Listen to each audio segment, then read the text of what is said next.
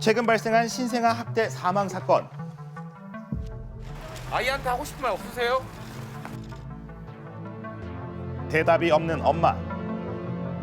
이 가족이 함께 살았던 전북 익산의 한 오피스텔입니다.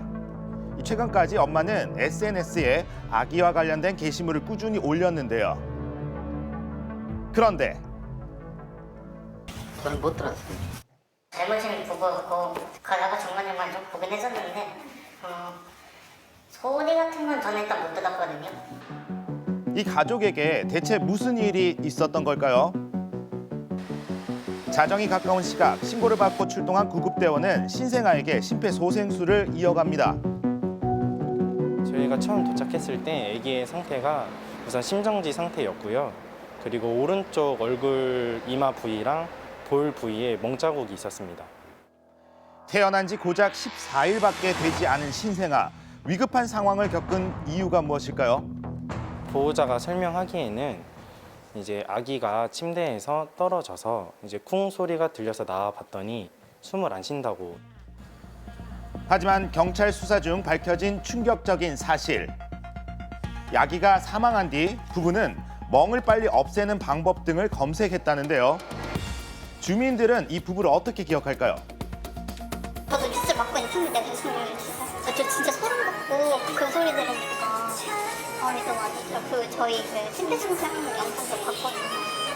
마음이 너무 안 좋죠. 그런데 학대를 당한 아이가 또 있었다고 합니다. 바로 사망한 아기의 누나였는데요. 이건 또 무슨 이야기일까요?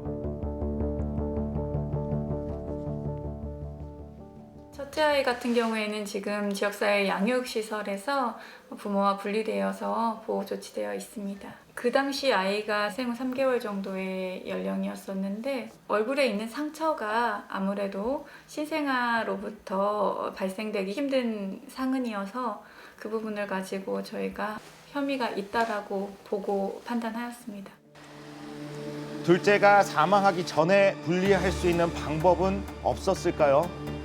아쉬운 신생아 때 대목이네요. 일찍 점검을 강제적으로 할 만큼의 법적인 사실 규제 권한은 없었기 때문에 둘째 아이에겐 너무나도 미안하고 분유를 먹지 않는다는 이유로 아기를 던지고 때렸다는 부모. 아이한테 하고 싶은 말 없으세요?